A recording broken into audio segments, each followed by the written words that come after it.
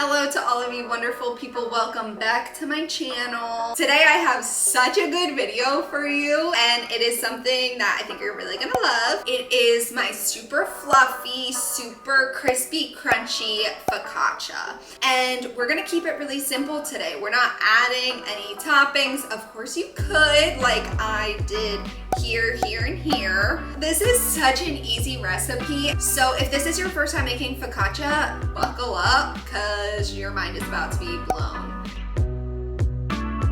So I want to give you some options depending on what bakeware you already have and what kind of focaccia you are going for. So right here I have an 18 by 13 inch baking dish, and then this one is a 9 by 13. The smaller one is going to give you a thicker, fluffier focaccia. It would be amazing for sandwiches if you want to slice it in half. The bigger baking sheet is going to yield a thinner, crispier focaccia. We're going to start off by making our liquidy, yeasty mixture. So this is 2.5 cups of lukewarm water and it's about 80 to 90 degrees. To the water, I'm adding 2 teaspoons of honey and give it a little mixy mix. Next up, I'm gonna add the yeast. This is 2 1/4 teaspoon. Give that a little mixy mix. So I know that my yeast is alive, so I'm not worried about it, but if you have some old yeast that has been sitting in the back of your pantry, you want to make sure that it foams up, because if it doesn't,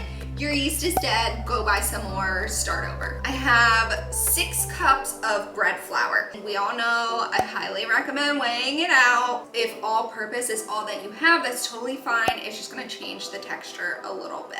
To the flour, I am adding the 2 teaspoons of Diamond Crystal Kosher salt. It's important that you mix this so that all the salt isn't on top, because salt actually kills yeast. So we want to make sure that this is fully incorporated so that the yeast doesn't have any trouble. Pour the whole mixture into the center and just mixing until it is all incorporated. I am gonna use my flexible bowl scraper. If you don't have one of these, just continue with your wooden spoon. Either way, the technique is gonna be the same. We're gonna do a series of folds and turns to incorporate all of that flour. So we're gonna scoop it under, pull it up, press it on top. And we want to do this until there are no visible streaks of flour. And I'm just gonna cover this with a wet towel. I find it works fine and it is eco-friendly. This is gonna go in a warm spot. We're gonna let it rise until it's about doubled in size. It takes about an hour. If you have a proving setting on your oven, amazing, great, use that. If you don't, a good trick is to just turn the oven light on. The warmth from that light is gonna heat up the oven a little bit and give you that kind of warm environment. All right, we're back after an hour and I gotta tell you, it's doubled. We're gonna do a series of stretches and folds. You start by taking your hands, running it along the bowl, going under until your fingers meet, and then stretch up. And then you just wanna fold it over itself. Rotate it 90 degrees and we're gonna keep doing it. You'll notice that as you keep doing this, the dough is going to become more and more resistant. That means that we are forming the gluten, and there's no magic number to how many times you're gonna do the stretch and fold, but you know that you're ready once you achieve sort of a smooth top. And so now that I know it's not gonna stretch anymore, I like to just tuck the edges under, and this is gonna help tighten the ball even more. And add some olive oil. I like to put it all over on top and then also around the side. And that's all you have to do. Step 2, section 2. Done. We're gonna put this back in our warm spot and meet back here in about an hour.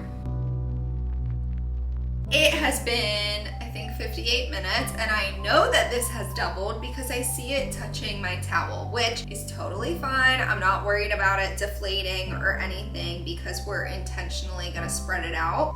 She is very jiggly, very wiggly. We wanna make sure that this has plenty of oil so that the dough doesn't stick to it. And just use your hand to spread that all around and just dumping the dough out. And I just dip my hands in the oil, make sure they're nice and greased.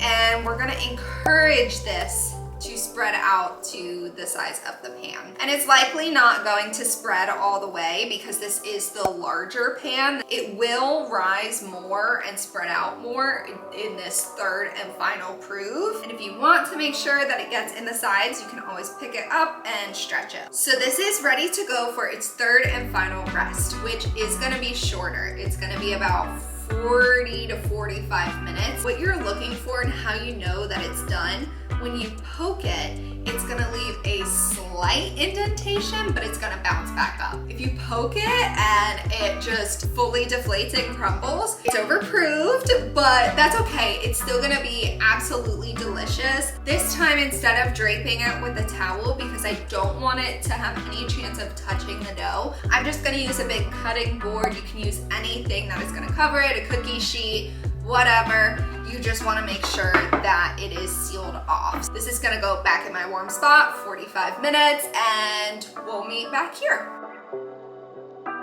The third and final proof is done, and behind the scenes, I've been making an additional dough so that I can show you the difference between the 9x13 and the 18x13. So let's check them out. Woo!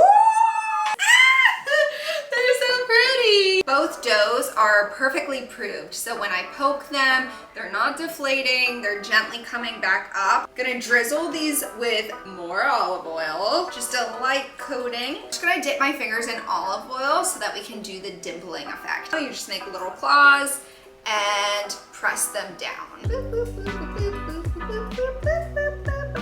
One final drizzle, and last but not least, our flaky salt. The focaccia really loves salt. Oh my God, they're so good. These are ready to go in our preheated oven. It is set to 425, it's ready to go, it's ripping hot. What I'm gonna do is have them on 2 different racks. 20 minutes in, I'm going to switch the racks and rotate them 180 degrees. That's gonna make sure that everything gets browned evenly, because we are going for brown, crispy, crunchy, deeply golden, and then give it another 20 to 25. Like I said, deeply golden, so use your eyes, use your nose, use your ears, and we'll be back. The focaccia are out of the oven and they are out of this world. They look so good. Let these chill like 10 minutes and then we'll cut them. All right, we're gonna start with this one. This little cutie little crispy baby. Oh my God. So good. I mean, it's gorgeous. The center is almost like, the word that's coming to my mind is like custardy. It's so soft, and then clearly the crust is nice and crispy, crunchy, golden. Oh, so good. Ridiculously good. So soft in the center, but then on the exterior, it's super crispy. Oh yeah. Are you kidding me? Holy moly. Whoa. I'm speechless. These are so good. So of course, this one isn't as crispy crunchy as that one. If you want super soft, great for sandwiches, this is the size for you. But I'm really happy that I ended up showing the 2 different sizes so that you know what to expect. If you go with the 9x13, this is what you're getting. If you go for the 18x13, this is what you're getting. So of course, don't forget, like and subscribe, comment, try it. Please tag me on Instagram, whatever. We don't have noodle today, but we have Vienna. Like and subscribe. Goodbye.